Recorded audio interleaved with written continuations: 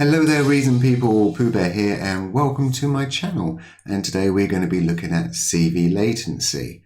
We're going to have a look at it and look at the effects of it. We'll also look and see if there's ways we can get around it, because in some circumstances you can. And later on I'm going to be having a lot more technical discussion about it, looking at buffer sizes, sample rates. I also built a latency monitor. It does work. It's a little bit Heath Robinson, but actually it does work. And yeah, we'll have a look at that. So to start with, let's have a quick talk about this setup. Got myself just a little bit of MIDI data, which I'm going to be driving this read drum with. And then from this read drum, we're going to be taking a gate out. We're going to be splitting it. We're going to be taking one split down to what I refer to as my read drum slave 1, and we're going to be taking a second split to read drum 2.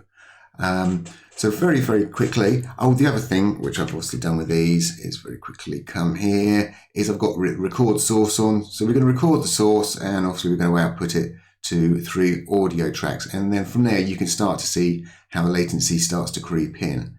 So very, very quickly, let's just do ourselves what we refer to as a test run. So do Control-Enter to record, stop. And what we're actually looking at here, if I just bring the time thing there, you can see it. Well, you can see that all 3 of these waveforms are perfectly in sync. Absolutely no latency going on these at all. Now, CV latency can happen a couple of different ways, but the basic premise is we get CV latency is when we loop back to our same device. I've heard some people refer to this as feedback, a CV feedback. CV feedback is something totally different, and I'll actually do a CV loop back loop a little bit later on. But it's when you loop back to the same device, and there's a little bit of a rule with combinators. So combinators are a little bit special as well, but we're going to mainly stick to devices, and we'll have a look at that. So as I was saying, we've got 0 latency going on here at the moment. So what I'm going to do with my splitter, I'm just going to take from slave 2, I'm just going to take that output there. I'm just going to move it over to this splitter here, and then I'm going to join these splitters up. So now I've got obviously up to 7 outputs from one read drum to 7 outputs. So let's actually do the same test again, what we've just done. So what I'm going to do here is just delete these off. Restart that, Control-Enter, stop. And you can see straight away this bottom one here of how far out we are. So this is CV latency. Right there. So what can we actually do about that? How can we actually stop this? Well, the reason it's happening is you've got to have a little bit of an understanding of really how CV is working in the first place. So let's actually do just a very simple layman's terms of really what's going on, and then you can understand why it's happening, and then hopefully in the future you'll either be able to work out maybe how you can get around it, or you might have to live with it, or you might just come up with another solution altogether. But to start with, what we're going to think about is we've got ourselves a van driver, and he's going to go around and he's going to deliver data, and he's also going to be picking up data. But he does it in quite a specific order. So this is not fully technically correct. This is in for layman's terms. So a van driver is going to come along to the sequencer, is going to pick up some data, and it goes off in its merry way around reason. It's going to come to the read drum, the master, and it's going to go, oh, look, I've got a bit of data for you. So it's actually going to drop a bit of data, and obviously read drum will look at that and work it out. Oh, I've actually got a wire here, so I've got some stuff to deliver, and it'll give it to the van driver. The van driver is going to come down to this device here and go, oh, I've got some deliveries. It's going to deliver that piece of data to that in. But it's also going to come along to this particular in, and it's going to say, actually, I've got nothing for you. In this particular case, when we talk about nothing, if you remember from my previous video, it's actually going to be delivering a 0. So it's going to say, I've actually got nothing for you. And it'll go along and it'll deliver everything. And then turn around to this device and it'll say, have you got anything for me to collect? And it'll say, in this port here, it'll go, yep, I've got something for you to collect. This port here would say, yes, I've got something for you to collect. This port here will actually say, I've got a 0 for you, so I've got nothing for you. So then it'll go along its merry way, come to this read drum, slave 1, and go, yep, I'm going to actually do a delivery. There's nothing to collect here. And when it comes to this read drum over here, it's actually going to say, well, I've got nothing for you, a 0. I've got nothing for you. And then the van will go on its merry way and then come back to this read drum. This read drum's going to say, no, I've got nothing for you at this moment. Not a problem. It'll come here. It'll do its delivery.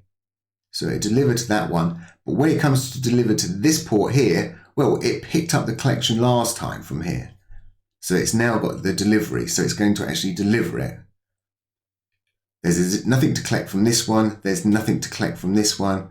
But there's some data to collect from this one. So obviously when it gets to this read drum, there's nothing for it. But when it gets to this one, there is something for it. And hence why you get to see this type of issue. So this is why this latency exists. You know, it's the van driver is a bit of a job work because it does all its deliveries and then does its collection. So even though this collection is for next door, it's going to say, no, I've done all my deliveries. I'm only doing a collection now. And then it's going to go on its merry way. And that's really what's happening. So if we were to take this port and say put it at the very end, well, it's going to have to go around the loop an extra 3 times to get the data before it comes out of there. And we can see that. So let's just delete the data out, put that back to the beginning, record, stop. And as you can see, we've gone even further now. So the gap's got even bigger. And obviously the more loops you're doing, the bigger and bigger gap this will get. This gap will also get exponentially bigger if you increase your buffer size. So there's another issue you may have come across and you may not have even realized it. If you've used a bit of CV and you said, okay, I've finished all my recording now, I'm now going to get into some mixing, and you might start bringing in some big hitters and decide, well, I've finished with recording, I'm going to increase my buffer size. And then you're suddenly doing stuff out and you think, God, this doesn't sound right at all. Things are slightly out of sync. You might start even looking at your plugins.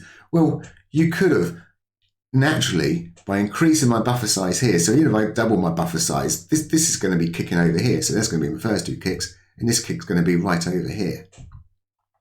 So you will start exponentially moving this away. And at the moment, this would sound like a flange. If I was to, unfortunately, I'm sorry, I can't let you actually hear this because I'm using ISO drivers because of the buffer sizes. If I use my DX drivers, my buffer sizes are all over the place and I can't really control them. So I'm having to use ISO drivers, and ISO drivers don't work with OBS without doing other things. But then if I do other things, I start to build in latency, which affects everything. So unfortunately you can't hear it, but this would sound a bit more like a flange sort of sound going on. The other sort of issue, if you can imagine, if we only had 2 of these, is you're going to start getting probably phase issues and you're going to get some other funnies going on. So that's why CV latencies, or when you've got any kind of delay latency on one of your audio lines, it can cause issues. So as I said, is there anything we can actually do to affect this?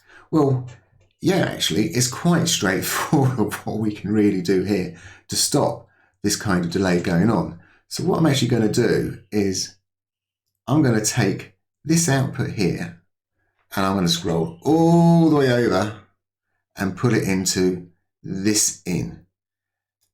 And then obviously I've got this spider's talk to this one and this spider's talk to this one and so on and so on and so on, all the way down to the bottom. So if I take this one out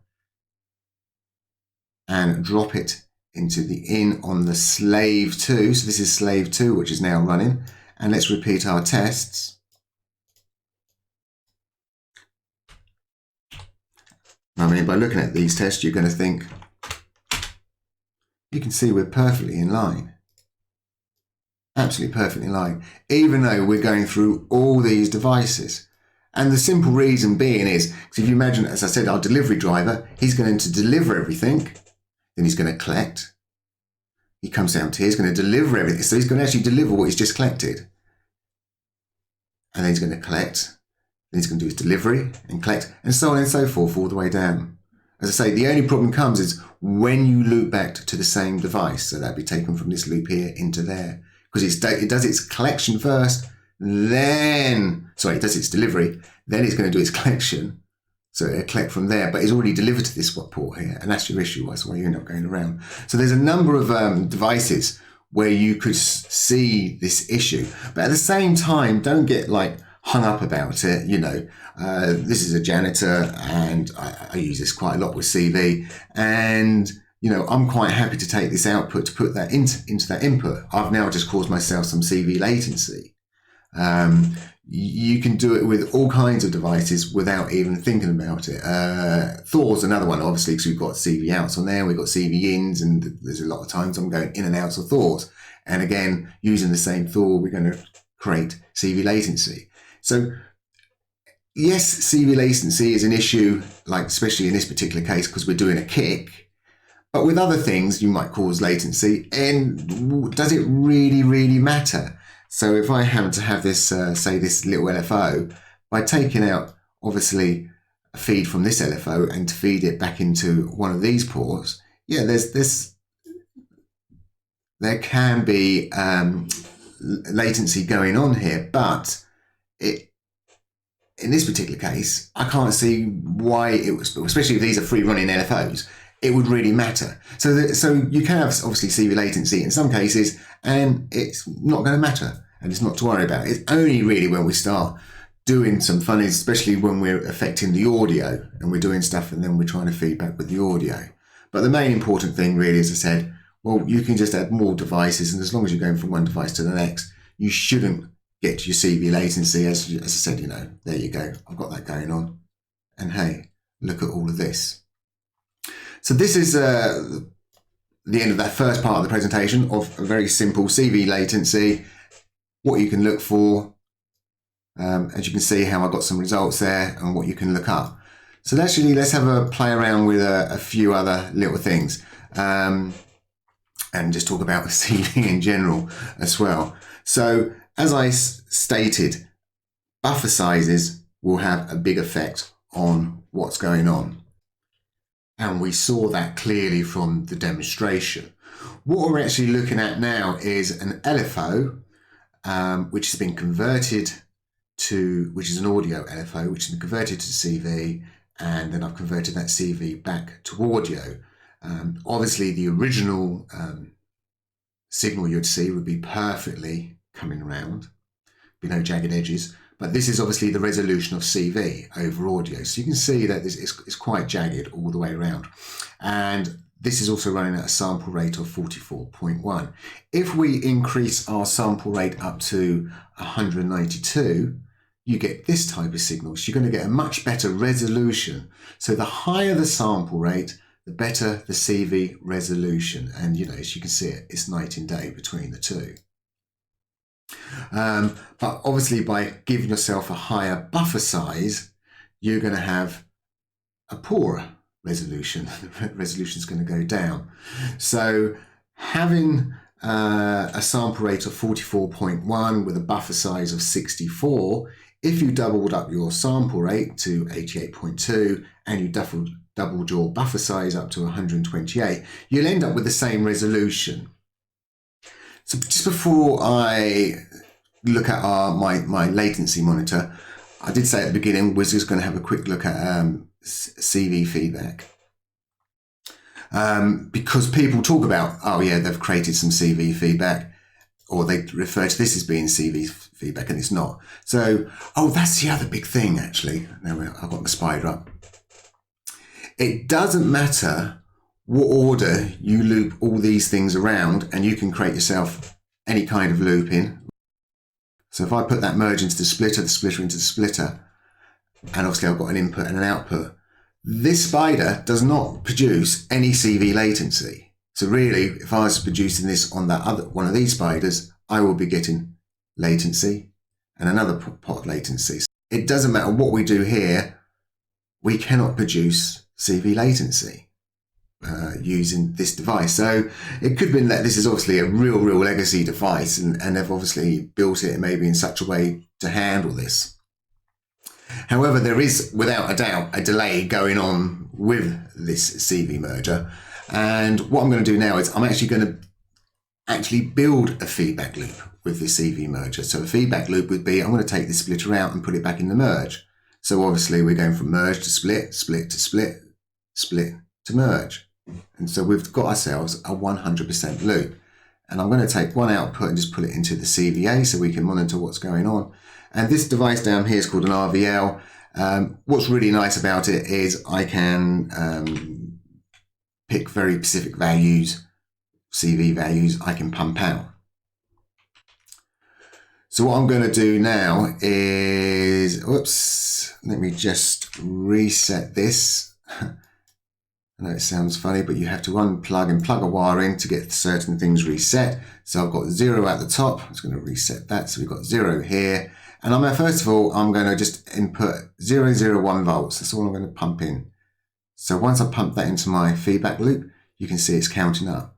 Because obviously I'm pumping that value in, it's going around the loop, and then that value is going to be added to it, and it's going to go around the loop, and that value is going to be added to it, and it's going around that loop. But because it's actually counting up in the way it's counting up, there has to be some kind of, obviously, a delay going on here, because obviously in computer worlds, this would be able to go really, really, really fast.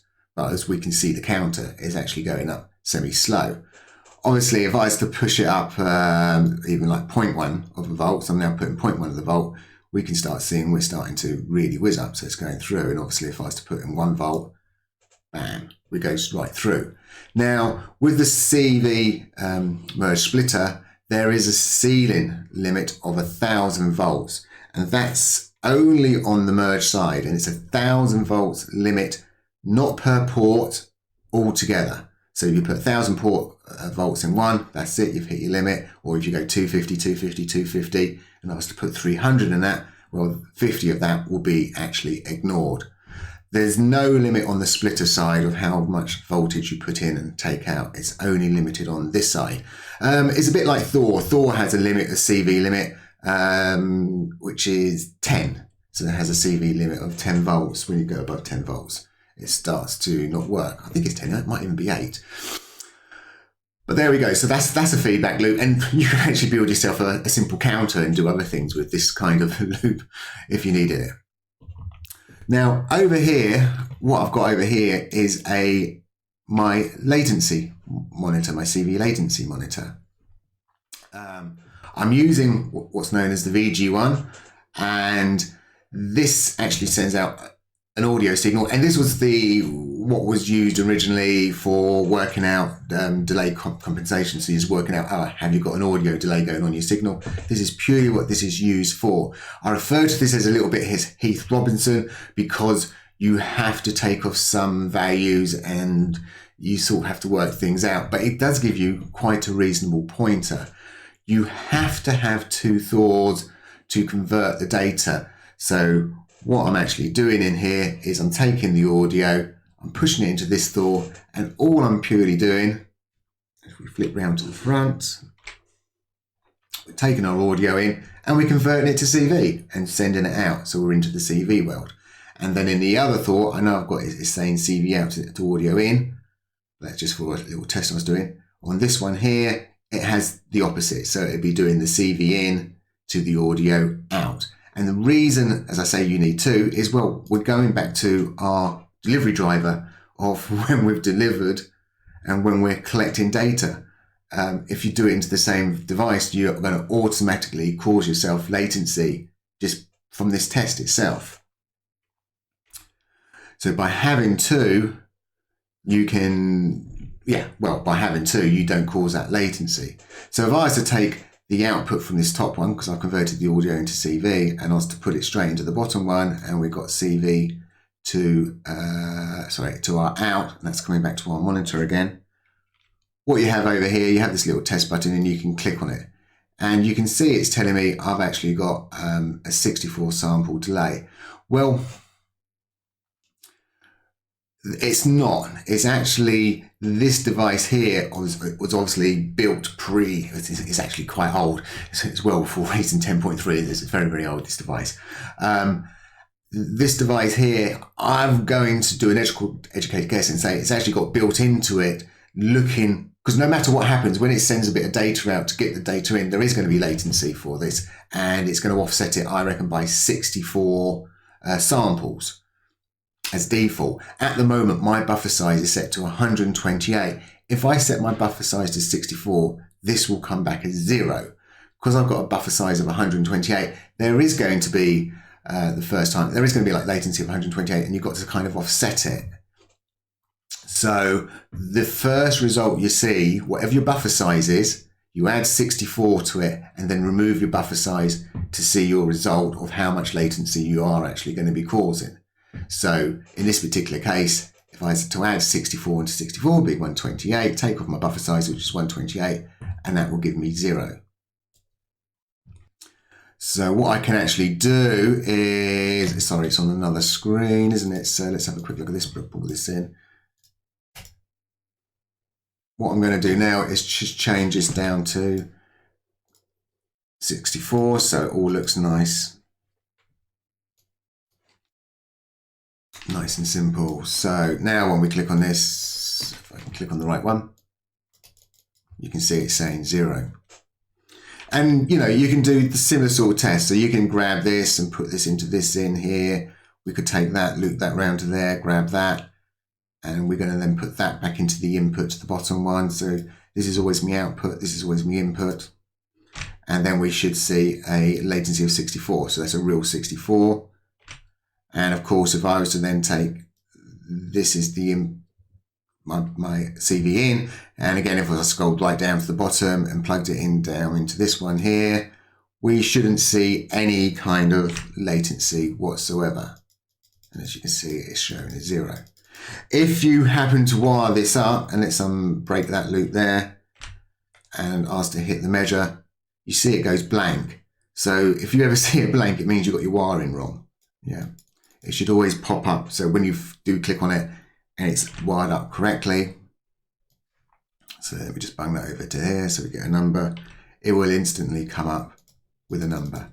So as I said, that's just my Heath Robinson CV latency monitor. It does work. As I say, you do have to obviously think about your buffer sizes and your sample rates and what you're doing here. But I have found it useful when I've actually started looking through certain things. But understanding how CVs is sort of being passed around, as I say, I might not be 100% technically correct on the way I'm actually saying it, but the theory is actually quite solid, as in it is obviously doing its delivery and its collections in a different order. And that is why we're obviously going to get a latency. I can totally understand why they're probably doing a collection and a delivery differently, is because if you ended up building yourself like a loopback, a proper source of feedback and a loopback here, you could really, theoretically, this should hang the device or the system, because you should come to this particular one and then that thread should be trying to process this, and it'll just be constantly going around and around. So you've got to obviously say to it at some point, no, you're going to have to break off, go and do other work, come back and then continue the loop, break off. If not, as I say, this is old school programming where you created yourself such a tight loop that you can't get out of there. And that's more likely why they've done it the way they've done it. But as I say, since the introduction of 10.3, we have to think about latency a lot more careful. As I say, I've got projects which made me laugh. I was going to actually do one for the mini modular series I was doing. Got a nice little project. With all my drums and everything going. It sounds quite nice. I went to record it and it sounded terrible. And it sounded terrible because I've got so much CV work going on, and I was using my DX drivers and it just totally screwed me. So I had to go obviously back to ISO drivers. But it's just to bear in mind that when you suddenly finish recording and you're going into your mixing, or you might even master in the same session, do home mastering in the same session. And again, you might just increase your buffer sizes and you might start seeing things go skew-whiff and blame it onto the plugins you're using. And it could be something as simple as, you just happen to have a loop, which you don't notice when you was running at 64 or even 128 buffers, but then you suddenly went up to 1,000 buffer size. This is could suddenly jump. And especially if you've got 2 loops, it really does start increasing the latency massively. Okay, I've waffled enough, as I usually do. So all I'm going to say is thank you for watching and bye for now.